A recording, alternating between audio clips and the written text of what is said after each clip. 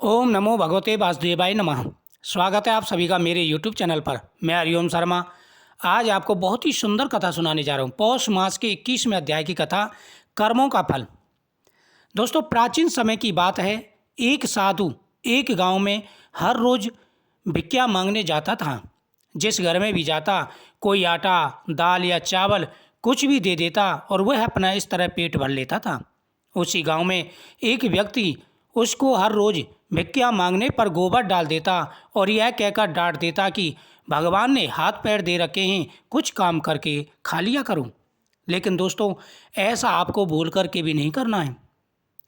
अगर आपके दरवाजे पर कोई भिक्षुक आता है, आपके दरवाजे पर कोई अतिथि आता है, तो अतिथि का कभी भी तिरस्कार नहीं करना चाहिए। पता नहीं किस रूप में भगवान आ जाए और फिर हम जैसा कर्म करते हैं उसका कई गुना होकर के हमें प्राप्त होता है। वह साधु चुपचाप गोबर लेकर आ जाता और एक तरफ ढेर लगा देता था। ऐसे करते करते उस गोबर का बहुत बड़ा ढेर बन गया। साधु भी हर रोज भिक्षा मांगने जाता, वह आदमी हर रोज उसको गोबर डाल देता था और गांव के लोग खाना खा देते थे।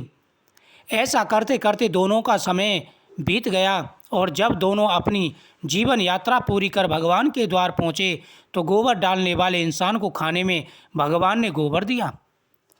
तो उसने कहा कि हे प्रभु, हे भो नारायण भगवान, मैं गोबर कैसे खा सकता हूँ। भगवान ने कहा कि जब साधु तेरे दरवाजे पर भिक्षा मांगने आता था तू उसको गोबर दिया करता था। सभी लोग भिक्षा देते थे, लेकिन तूने उसको गोबर दिया। जिसका कोई और भिक्षा मांगने के सिवाय कोई चारा नहीं था, तो आप उसको भिक्षा में गोबर देते थे।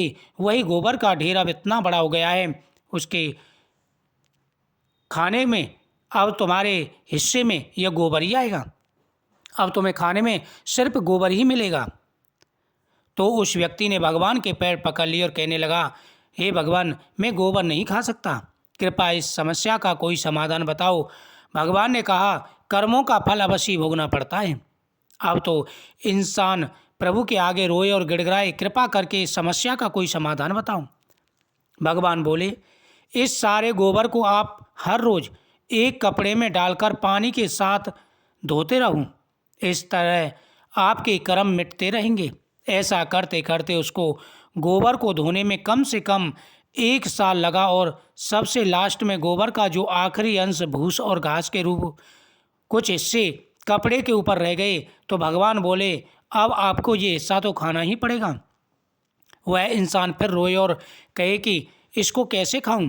प्रभु ने कहा, किसी के बुरे कर्मों को मैं कम कर सकता हूं, पर बिल्कुल खत्म नहीं कर सकता। कर्म तो भोगने से ही समाप्त होते हैं, इसलिए आपको यह तो खाना ही पड़ेगा। भगवान ने उसे समझाया, आप गोबर खाने से बच गए, अगर आप उसको ना धोते तो वह सारा गोबर आपको खाना पड़ता। इसी प्रकार जब हम जीवन में कोई फल का पौधा लगाते हैं, उसको उगने में और बड़े होने में समय लगता है।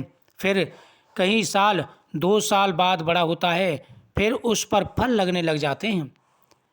इसी प्रकार जब हम जमीन में जैसा फल बोते हैं उसी प्रकार के पौधा बड़ा होता है, फिर उस पर फल लगते हैं। क्योंकि किसी भी कर्म का फल एक दिन में नहीं मिलता, चाहे वो अच्छा हो या बुरा। यह सब आपके ऊपर निर्भर करता है, आप कर्म कौन सा कर रहे हैं। फल मिलने में समय जरूर लगेगा, पर मिलेगा जरूर। यही समय और परमात्मा का नियम है कि हमारे द्वारा किए गए हर कर्म का सुख और दुख हमारे कर्मों के ऊपर ही निर्भर करता है। हमें सुख और दुख अपने द्वारा किए गए कर्म का हिसाब किताब चुकता करने मिलता है। कर्मों का फल हमें अवश्य भोगना पड़ता है। इसलिए जब भी हम किसी को दान देते हैं तो सोच समझ कर दें, क्योंकि एक ना एक दिन हमें वह डबल ट्रिपल होकर के मिलेगा। इसी प्रकार हर काम करते समय भी ध्यान रखें कि हम कौन सा काम सही कर रहे हैं, कौन सा गलत। इसलिए कभी भी भूल कर भी किसी की आत्मा ना दुखाएं। जितना हो सके अपनी तरफ से अच्छा ही करें। अच्छा करने वालों के साथ हमेशा अच्छा होता है, बुरा करने वालों के साथ बुरा होता है। जो व्यक्ति जैसा कर्म करता है उसे उसी प्रकार का फल प्राप्त होता है। राजा हो, निर्धन हो, कोई भी हो, उसे कर्मों का फल तो भोगना ही पड़ता है। इस कथा को प्रतिदिन श्रवण करना चाहिए। इसके श्रवण करने से हर प्रकार की मनोकामना पूरी होती है और साथ ही भगवान का आशीर्वाद प्राप्त होता है और इंसान का मन अच्छे कार्यों में लगता है। चैनल को सब्सक्राइब करें, बगल में बेल आइकन बटन को दबाएं, साथ ही कमेंट में ओम नमो भगवते वासुदेवाय नमः जरूर लिखें। मुझे उम्मीद है आपको ये कथा बहुत ही सुंदर लगी होगी।